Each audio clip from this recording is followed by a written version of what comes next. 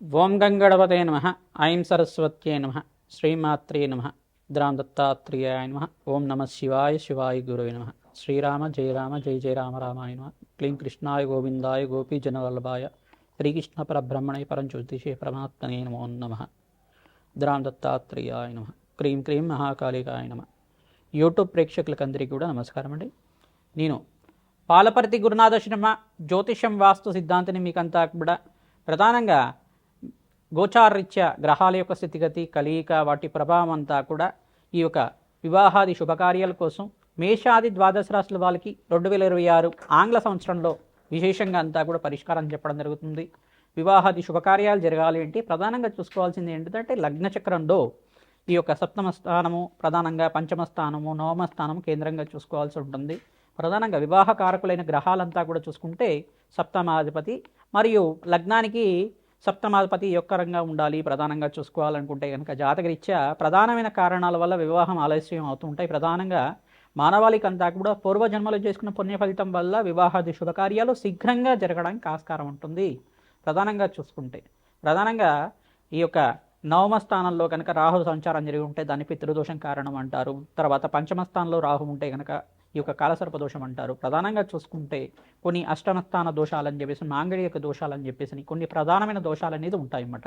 దానికంతా కూడా జ్యోతిష శాస్త్ర ప్రామాణికంగా మీకంతా కూడా తంత్రశాస్త్రంలో అంతా కూడా చెప్పడం జరిగింది. ప్రధానంగా ఈ యొక్క జ్యోతిష కారకత్వంలో ప్రధానంగా గ్రహాల యొక్క కారకత్వంలో అంతా కూడా ఈ యొక్క శుక్రుడు బృహస్పతి అంతా కూడా వివాహానికి కారకణం అవుతుంటారు. ప్రధానంగా చూసుకుంటే అంగారకుడు కూడా వివాహానికి కారణం అవుతుంటారు. చంద్ర భగవానుడు చంద్రబలం కూడా యోగకరంగా ఉండాలి. బృహస్పతి అంగారకుడు మరియు శుక్రుడు చంద్ర భగవానుడు సప్తమాధిపతి ఏ లగ్నం అయితే ఉందో లగ్నానికి సప్తమాధిపతి యోగకరంగా ఉండాలి. అష్టమ స్థానంలో ఈ యొక్క పాపగ్రహాల యొక్క కలయిక లేకుండా ఉండాలి. ఈ యొక్క కొన్ని గ్రహాల యొక్క స్థితిగతి సంయోగం అనేది పాపగ్రహంతో పాటు సంయోగం లేకుండా ఉండాలి. గ్రహస్థితి అంతా కూడా చూసుకుంటే జన్మ జాతకం ప్రకారంగా మీకు వివాహాది శుభకార్యాలు జరగడానికి ఆస్కారం ఉంటుంది. గోచారీత్యా కూడా గురుబలం చేకూరుతుందన్నమాట. గోచారీత్యా గురువు అంతా కూడా యోగకరంగా మంచి శుభస్థానంలో యోగకరంగా ఉంటాయి కనుక శీఘ్రంగా వివాహాది శుభకార్యాలు జరగడానికి ఆస్కారం ఉంటుంది. ప్రధానమైన కారణం అంతా కూడా చూసుకుంటే మాంగళిక దోషం అనేది ప్రధానంగా కారణంగా చెప్పడం జరుగుతుంది. అంటే మాంగళిక దోషం అనేది అంగారక దోషం అంటారు దాన్నంతా కూడా. ఈ అంగారక దోషం అనేది విశేషంగా మీకంతా కూడా జాతకరీత్యా ఎవరికైతే కనుక అంగారకుడు ఈ స్థానంలో ఉంటే కనుక దోషకారిగా ఉంటాడు. ప్రధానంగా వివాహాది శుభకార్యాలు ఆలస్యం అవడానికి అంతా కూడా మాంగళిక దోషం ఆలస్యం అవడానికి ఆస్కారం ఉంటుంది. అదొకటి కారణం మాత్రమే. అదొకటే కాకుండా పితృదోషము స్త్రీ శాపము పితృదోషం అనేది మాతృమూలకమైన పితృదోషం కానీ ప్రధానమైన దోషాలంతా కూడా ఉంటాయి. దీనికంతా కూడా కారణంగా చెప్పడం జరుగుతుంది. పూర్వజన్మ చేసుకున్న కర్మశేషానంతా కూడా అనుభవించే విధంగా ఉంటుంది. కావున కర్మఫలతాతన శనీశ్వరుడు అంతా కూడా మీకు ఆ కర్మదోషాన్ని నుంచి నివారణ అవ్వడానికి అవకాశం ఉంటుంది. ప్రధానంగా దానికి పరిష్కారాలు కూడా ఉంటాయి. ప్రధానంగా చూసుకుంటే శ్వేతర్క కళ్యాణం అని చెప్పేసి అంటారు, అర్క కళ్యాణం అని చెప్పేసి అంటారు. ప్రధానంగా చిల్లేడు చెట్టుకి కళ్యాణం చేయించడం అనేది ఉంటుంది. తర్వాత కుంభ వివాహం అని చెప్పేసి ఉంటుంది, అశ్వత్థనారాయణ కళ్యాణం అని చెప్పేసి ఉంటుంది. ఇటువంటి పరిహారాలంతా కూడా ఆచరించడం వల్ల శీఘ్రంగా మీకంతా కూడా వివాహాది శుభకార్యాలు జరగడానికి ఆస్కారం ఉంటుంది.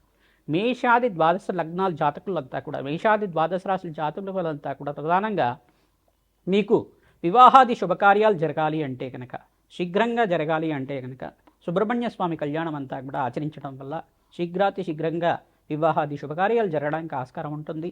ప్రధానంగా జాతకరీత్యా ఉన్న దోషానికి ప్రబలంగా ఉందా లేదా చూసుకోవాలి. ఏ స్థానంలో దోషం అనేది ఉంది దానికంతా కూడా దోష స్థితి అంతా కూడా ఏ రకంగా ఉంది, యుతి అంతా కూడా ఏ రకంగా ఉంది, ఏ గ్రహాల యొక్క సంయోగం వల్ల ఈ యొక్క దోష ప్రామాణికం అంతా కూడా నిర్ధారణ అయింది అనేది జ్యోతిష సిద్ధాంతాలతోటి మీరంతా కూడా నిరూపణ చేసుకొని తత్పరిహారార్థం అంతా కూడా ఆచరించడం వల్ల శీఘ్రంగా వివాహాది శుభకార్యాలు జరగడానికి ఆస్కారం ఉంటుంది.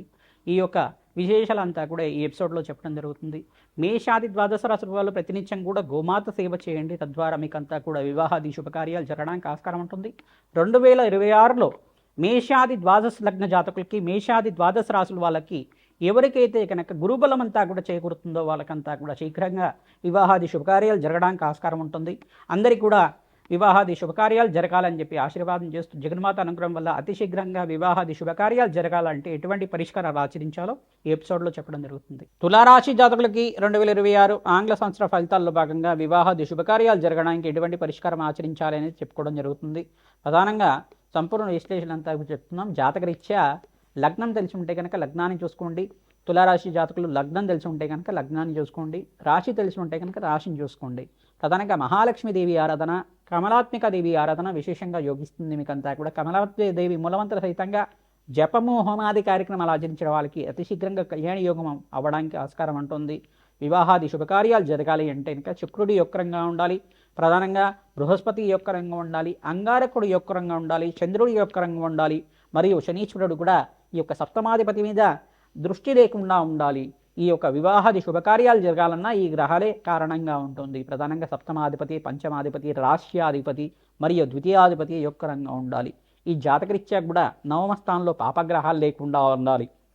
ఇంత లోతైన విశ్లేషణ చేసుకోవాల్సి ఉంటుంది. ప్రధానంగా జాతకం అనేది ప్రధానంగా దత్తనాడి ప్రకారంగా శీఘ్రాతి శీఘ్రంగా ఫలితాలు వస్తాయి. కావున మీకు జాతకరీత్యా సకల గ్రహదోష నివారణ కలగాలంటే కనుక బగలాముఖి దేవి ఆరాధన విశేషంగా యోగిస్తుంది. కమలాత్మిక దేవి ఆరాధన విశేషంగా యోగిస్తుంది. విశేషంగా మీకంతా కూడా వివాహాది శుభకార్యాలు జరగడానికి జగన్మాత అనుగ్రహం వల్ల అతి శీఘ్రంగా యోగకరంగా ఉంటుంది.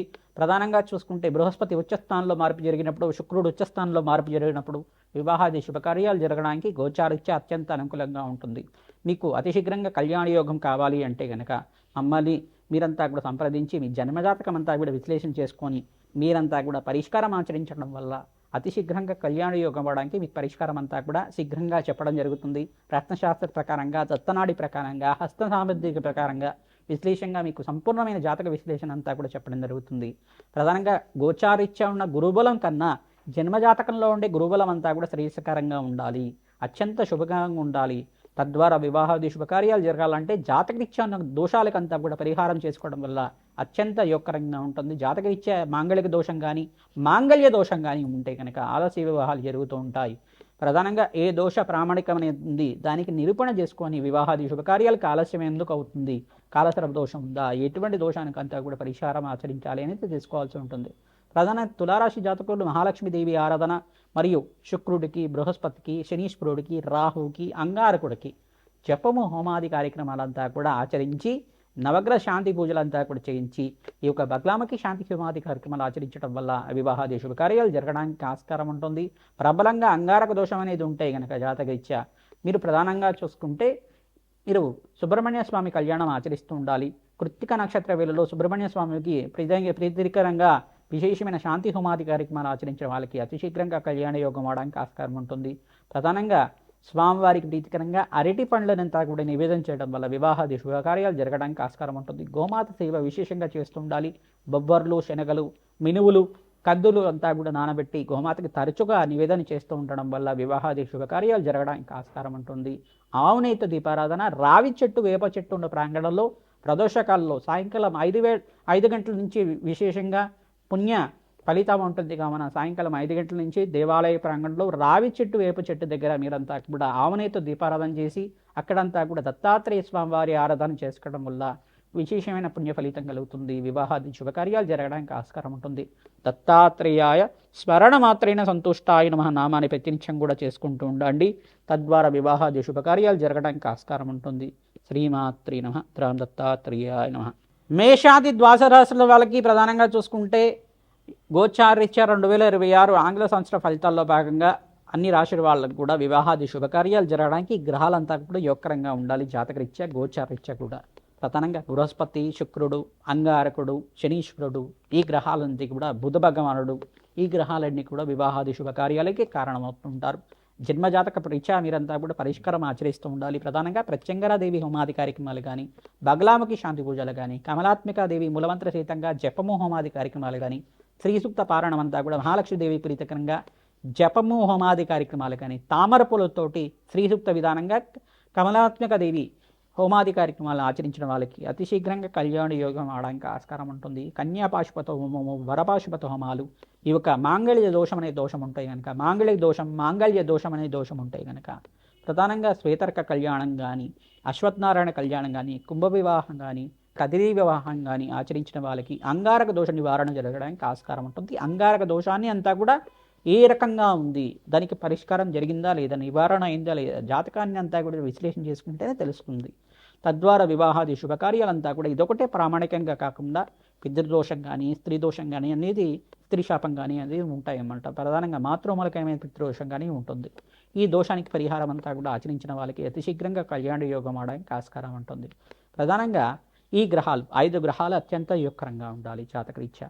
జన్మ జాతకమే ప్రధానమైన జాతకం ఉంటుంది. రాజశ్యామల యజ్ఞాతిగ్రతలు ఆచరించిన వాళ్ళకి అతి శీఘ్రంగా కళ్యాణ యోగం అవడానికి ఆస్కారం ఉంటుంది. ప్రధానంగా దత్తాత్రేయ స్వామి వారి పుణ్యక్షేత్రాలు అంతా కూడా తరచుగా మీరంతా కూడా దర్శనం చేసుకుంటూ ఉండండి. అరటి పండ్లంతా కూడా నివేదన చేసి స్వామివారికి భక్తులకంతా కూడా పంచడం వల్ల అతి శీఘ్రంగా కళ్యాణ యోగం అవడానికి ఆస్కారం ఉంటుంది. గోమాత సేవ చేసిన వాళ్ళకు కూడా వివాహాది శుభకార్యాలు జరగడానికి ఆస్కారం ఉంటుంది. శివపార్వత కళ్యాణము, ప్రధానంగా సుబ్రహ్మణ్య స్వామి కళ్యాణం అంతా కూడా ఆచరించిన వాళ్ళకి అతి శీఘ్రంగా కళ్యాణ యోగం అవడానికి ఆస్కారం ఉంటుంది. సీతారాముల కళ్యాణం అంతా కూడా ఆచరించిన వాళ్ళకి అతి శీఘ్రంగా కళ్యాణ యోగం అవడానికి ఆస్కారం ఉంటుంది. శ్రీమాత్రే నమః. రామ్ దత్తాత్రేయాయ నమః.